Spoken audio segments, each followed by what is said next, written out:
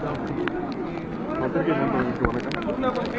இந்த start up Chennai அப்படின்ற இந்த சிறு குறு தொழில்துறை நடத்திய நம்முடைய மாண்புமிகு அமைச்சர் அன்பரசனுடைய ஒரு முன்னெடுப்பில் இந்த நிகழ்ச்சியை கலந்து கொண்டு Periyar social justice venture lab அப்படின்ற அந்த இயக்கத்தை இன்று துவங்கி வைத்திருக்கின்றோம்.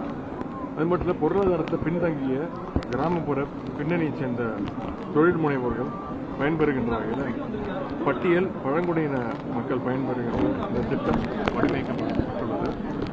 மேலும் புதிய தொழில் முனைவோர்கள் தங்களுடைய தயாரிப்புகளை ப்ரமோட் செய்கின்ற வகையில் பிராண்டிங் செய்யும் அதுக்காக ஒரு பிரத்யேக டிசைன் லேப் ஒன்றும் ஸ்டார்ட் அப் தமிழ்நாடு என்ற தலைமையகமான நந்தனத்தில் வடிவமைக்கப்பட்டு உள்ளது.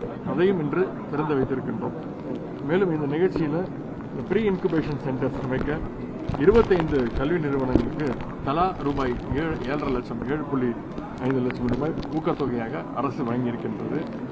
மாண்புமிகு தமிழ்நாடு முதலமைச்சருடைய தலைமையிலான திராவிட மாடல் அரசு வெளிநாடுகளில் உள்ள பெரு நிறுவனங்களுக்கு முதலீடுகளை ஈர்ப்பதற்கு மட்டுமல்லாமல் உள்நாட்டிலும் புதிய தொழில் முனைவோர்களை ஊக்குவிக்கும் வகையில் இதுபோன்ற தொடர் முன்னெடுப்புகளை தொடர்ந்து செய்து கொண்டு வருகிறது.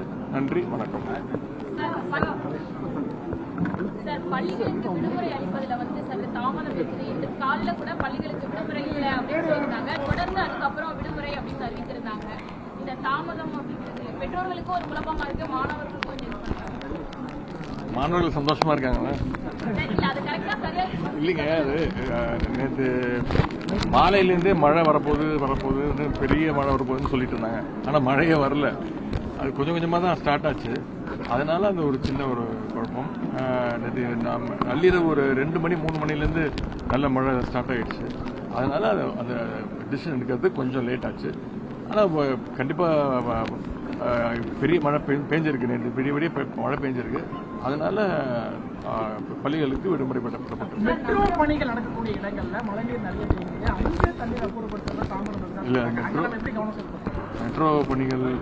நடந்துட்டு இருக்கு. அதுவும் முக்கியம்.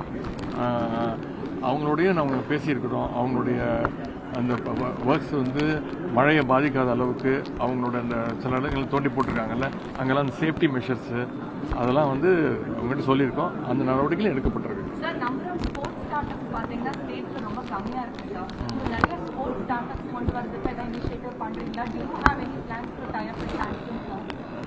அது நாங்கள் டிஸ்கஸ் பண்ணிட்டு நான் உங்களுக்கு சொல்கிறேன். சார், குளத்தூர் சட்டமன்ற தொகுதியில் கோவர்க்கிங் ஸ்பேஸ் சென்டர் வந்த மாதிரி சிட்டியில் இன்னும் நிறைய எக்ஸ்பெக்ட் பண்ணுறாங்க. அந்த மாதிரி ஸ்டார்ட் அப் கம்பெனிலாம் நிறைய யூஸ்ஃபுல்லாக இருக்காங்க.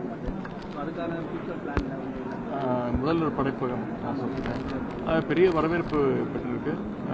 கண்டிப்பாக அது மாதிரி மற்ற தொகுதிகள்லையும் தமிழ்நாட்டுடைய மற்ற இடங்கள்லையும் துவங்குவதற்கான முதலமைச்சரோட கலந்து பேசி அவருடைய உத்தரவு பேரில் ஆரம்பிக்கிறோம். 2026 தேர்தல் இன்னும் 1.5 வருஷம் இருக்குங்க.